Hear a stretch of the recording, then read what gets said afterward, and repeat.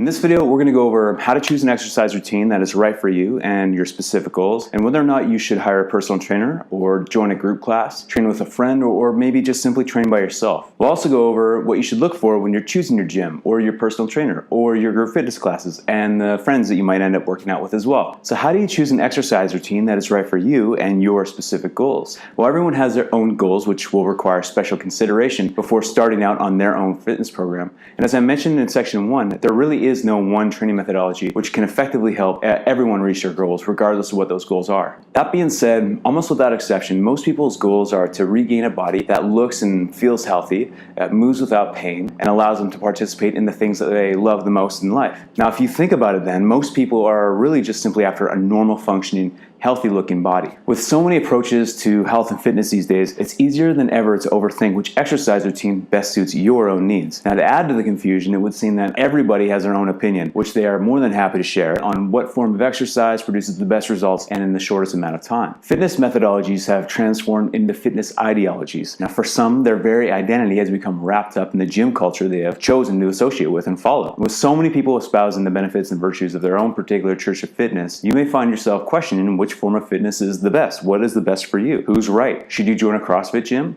Are kettlebells the answer? Maybe you have a friend that swears by the latest home workout video series. Rather than worrying which new fitness craze will get you a tight and toned body as quick as possible, let's take a step back and look at what all these fitness programs are doing to help you achieve success in the first place. Remember the idea of adaptive tissue response and hormonal response that we went over in section 1? We discovered that adaptive tissue response is the process of cellular recovery following damage from the influences of environmental pressures. It's the body's way of building itself back up to a stronger state so as to deal with the environment in the future in a much more capable way than before. Now think of a child who lives on a farm. That child will grow up and hold much more muscle on his or her frame than their city counterpart. But why?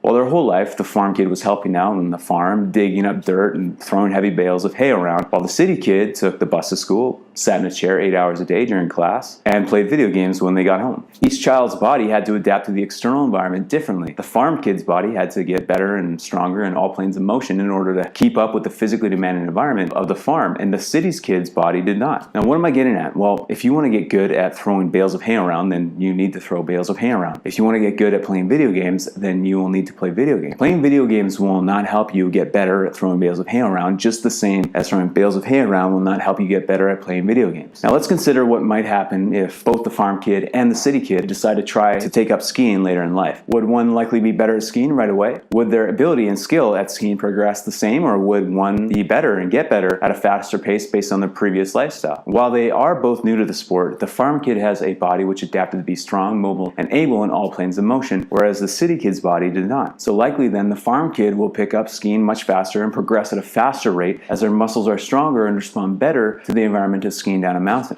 Now, I'm not saying that the kid's gonna start skiing double black diamonds right away, but they will be better set up to see rapid improvement. What's more, this scenario would play out much the same no matter what the sport. So what does this have to do with choosing an exercise routine? Well, the farm kid didn't just pick up skiing more easily than the city kid because they went to a CrossFit class 3 times a week, or swung kettlebells around, or followed an at-home boxercise DVD set. The farm kid improved more quickly because their body was used to regularly moving the way the body is meant to move and against varying degrees of resistance. It's pretty simple, really. So this is how you should approach your exercise routine. Unless you're a professional athlete who needs highly specific training for your particular sport, choosing the form of exercise to accomplish your goals should be relatively easy. If you wanted to break it down to the bare essentials as to what exercise routines should be offering you, it's this. 1. Exercises that require the body to move in all planes and ranges of natural motion. 2. Exercises that allow for progressive mobility, loading, and intensity through those motions. And 3. A map or a set of guidelines for the safe and effective progression of those exercises. Simple, right? What do you mean you still don't know which exercise routine is best? Really, there is no best way of exercising. There's only the best way to exercise, which allows you to improve your level of health and fitness. Now, the way in which you will exercise likely will change over time, just as your goals will change over time as you achieve the old ones and set new ones. Now, for your consideration, I'll offer you 2 suggestions for choosing your exercise routine. Now, the first suggestion is to choose a way of exercising you believe you can truly enjoy. And don't take a class or go to a gym or see a trainer if you are not enjoying it.